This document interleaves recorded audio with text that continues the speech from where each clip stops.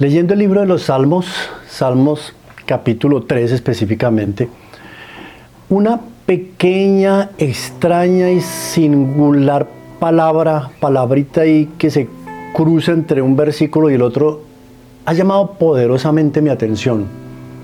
Una palabra que pasa como imperceptible, y estoy seguro que si tú has leído los Salmos, lees la Biblia, la has leído, y has disfrutado los preciosos salmos allá en el libro de los Salmos, como en la mitad de la Biblia, te has encontrado más de una vez con esa pequeña, extraña y rara palabra que se cruza ahí entre un capítulo y otro, entre un versículo y el otro, y estoy seguro que nunca le has prestado atención, como me pasaba a mí. Esa palabra ahí que se atraviesa de una manera casi disimulada, como que pareciera no tener importancia o no le hemos dado la importancia que tiene, aparece ahí. Esa palabra es Selah. Estoy seguro que si has leído los Salmos, los has disfrutado, esos preciosos Salmos, te has encontrado con esa palabra y Selah, pero nunca le hemos prestado atención.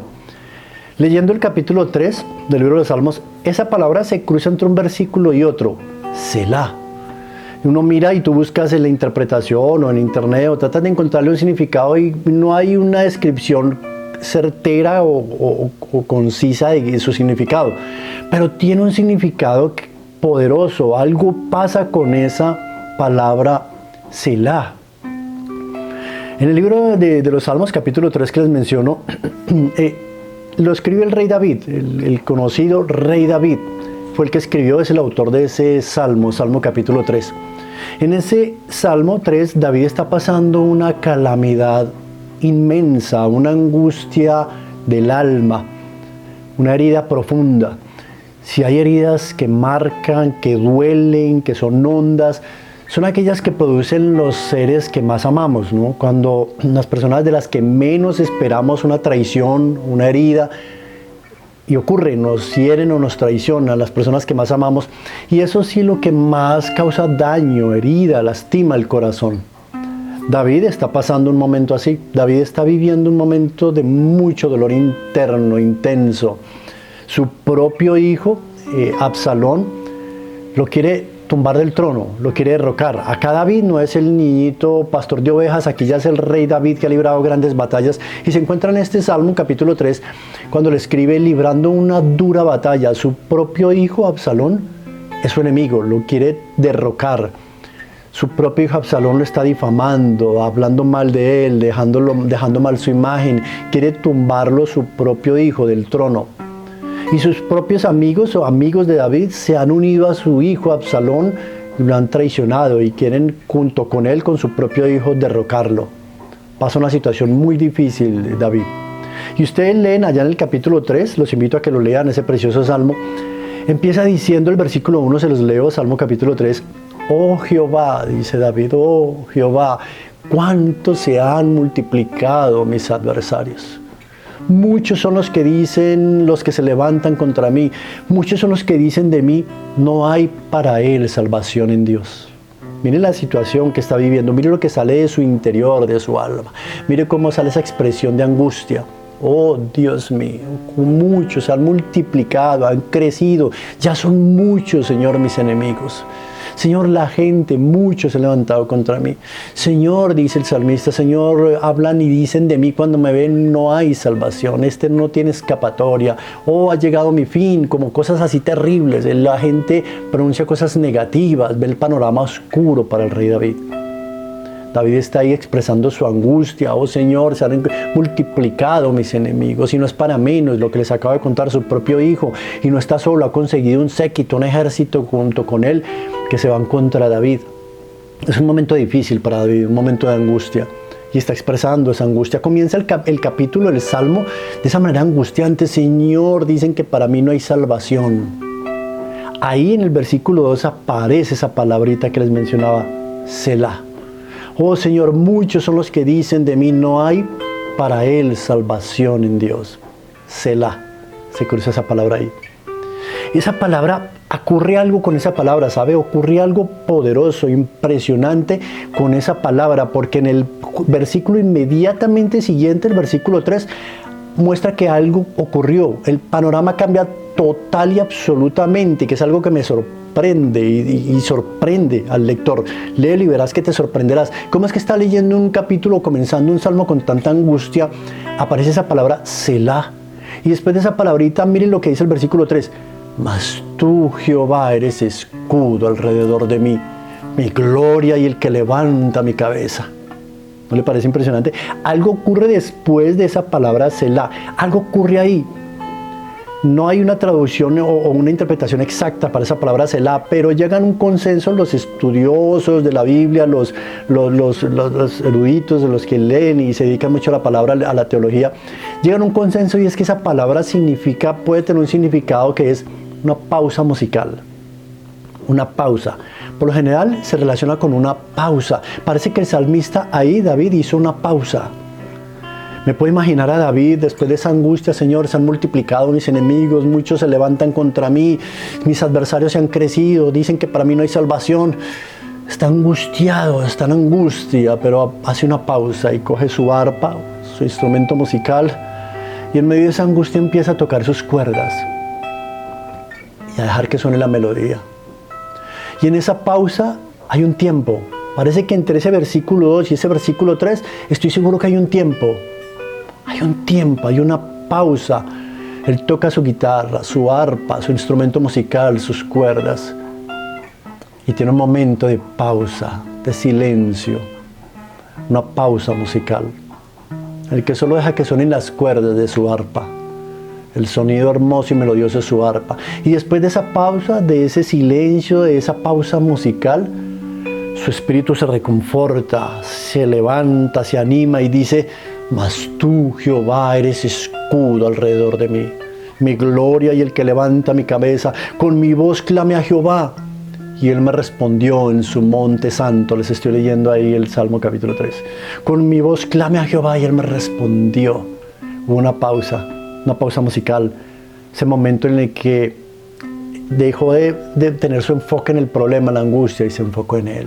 Y empezó a adorarlo, a alabarlo, a glorificar su nombre con las cuerdas de su arpa. Después, en ese versículo 4, vuelve y aparece Selah. Y después de ese Selah, de otra pausa musical, de otro espacio de tiempo, de reflexión, dice: yo me acosté y dormí y desperté, porque Jehová me sustentaba. No temeré 10 millares de gente que pusieran sitio contra mí. Levántate, Jehová, sálvame, Dios mío, porque tú heriste a todos mis enemigos en la mejilla. Los dientes de los perversos quebrantaste. Las salvaciones de Jehová. Sobre tu pueblo sea tu bendición. Selah. Y se dedica a otra pausa musical. Hermoso, ¿no les parece? Hermoso. O sea, él empieza con una angustia, pero hay una pausa musical. ¿Sabes qué importante es hacer esas pausas en Dios? Recuerdo en alguna época, un tiempo de mi vida, en un lugar donde estaba, que pasaba por una grande angustia. Estaba rodeado de gente, no tenía un espacio, no era un lugar apropiado como para decir: me encierro, hago una pausa y adoro al Señor. Pero encontré un baño. Y recuerdo que me entré a ese baño y cerré la puerta, eché seguro y me senté en el piso. Era una angustia terrible, era un momento de decisión que iba a pasar en mi vida y dependía de esa decisión que ocurriera en ese momento. Recuerdo que me senté en el baño y cerré la puerta. Después de cerrar la puerta y hice silencio, hice una pausa a reflexionar y a pensar en Dios. Y empezó a salir de mi corazón una adoración a Él. Una adoración. Y recuerdo que en ese momento la situación cambió. Me levanté, salí de ese baño fortalecido. ¿Sabes qué importante? Dios cambió la situación. ¿Sabes qué importante es esas pausas en un mundo tan convulsionado, tan agitado, tan estresado? Tenemos tiempo para todo y un corre, para allá, para acá. Qué importante hacer pausas en esos momentos de angustia, de dificultad o de angustia que puedas estar pasando. Haz una pausa. Una pausa. A veces nos acercamos, muchas veces nuestra oración es para acercarnos a hablar. Dios mío, necesito, Señor, estoy en angustia, Señor, mire, tengo este problema. Y hablamos tanto que nunca nos tomamos un tiempo para hacer una pausa. Eclesiastés, el libro de Eclesiastés capítulo 5 dice que cuando nos acerquemos a Dios, nos acerquemos más para escuchar que para hablar. Qué importante a veces tomar esos tiempos de pausa para escuchar más bien a Dios. ¿Qué tiene para decirme? Ya Él conoce mi situación, mi angustia, Él ve lo que me está pasando. Para Él no es oculto, Él lo ve todo. hago una pausa más bien en esa angustia y pongo una canción de alabanza, una canción de adoración. Mi socorro has sido tú. O esas alabanzas como, mejor es tu presencia que la vida. Y en esos momentos en que pongo una canción de adoración y hago una pausa y empiezo a reflexionar en Él y dejar que salga a mi corazón una alabanza a Él, en esos momentos, en esas pausas de adoración, mi enfoque, mi mente, mi pensamiento, mi corazón se enfoca en Él, en adorarlo, en alabarlo, en exaltarlo. Y dejo de poner mi mirada y mi enfoque en la angustia, en la dificultad, en el problema, y enfoco mi corazón y mi espíritu se van hacia Él. Y ahí es donde recibo esa fortaleza, su palabra, la respuesta, y salgo fortalecido para enfrentar lo que tenga que enfrentar. Selah aparece ahí. En el libro de los Salmos aparece como 71 veces, por allá en Habacuc unas 3 veces, pero solo en la Biblia aparece allá en los Salmos y en Habacuc, Selah. Ese Selah habla de una pausa, de detenernos, de reflexionar, de considerar lo que Dios puede estar diciendo, de estar presto a escuchar lo que quiere decirme, de dejar que en ese silencio y en esa pausa hable a mi espíritu, a mi corazón y me fortalezca. Haz un Selah, haz una pausa, enciérrate un momento con Dios y simplemente para adorarlo, no para decir lo que te está pasando, la angustia, lo que estás viviendo, sino para decirle, Señor, te adoro, mejor es tu presencia que la vida. Mejor es tu presencia, es mi mayor gozo. Mire que el salmista en el versículo, en el capítulo que les estoy leyendo, dice en el versículo 3, mas tú, Jehová, eres escudo alrededor de mí, mi gloria y el que levanta mi cabeza. Mire que David no dice, mi gloria, mi reinado, mis riquezas, las batallas que he ganado. No, él dice ahí, mi gloria eres tú, poderte ver, contemplar, adorar, disfrutar. Disfruta su presencia. Y en su presencia hallarás paz, gozo, fortaleza y gozo eterno. Oremos. Señor, gracias. Gracias, Señor. Gracias, te adoro, Señor. Te adoramos, Señor. Tú eres mi escudo. Tú eres nuestro escudo, nuestra fortaleza. No importa que se levanten millares contra nosotros, Señor, tú nos proteges, estamos seguros. Aunque se levanten contra mí, tú eres mi escudo, mi fortaleza y no podrán atravesarla. Estoy seguro en ti, te adoro. Te adoramos, Señor. Eres el mejor, Señor. Eres nuestro Jesús, nuestro Dios. Gracias, Señor. Gracias por esa persona que se conectó, que está ahí y que sé que en este momento estás trayendo paz a su corazón. Paz, Señor, en medio de la tormenta. Gracias, Señor, en el nombre de Jesús. Amén.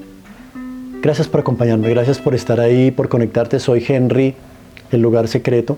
Me encuentras en YouTube, Henry, el lugar secreto. Domingo a domingo para compartir contigo estos espacios de reflexión de la hermosa palabra de Dios. Compártelo, inscríbete al canal si no lo has hecho.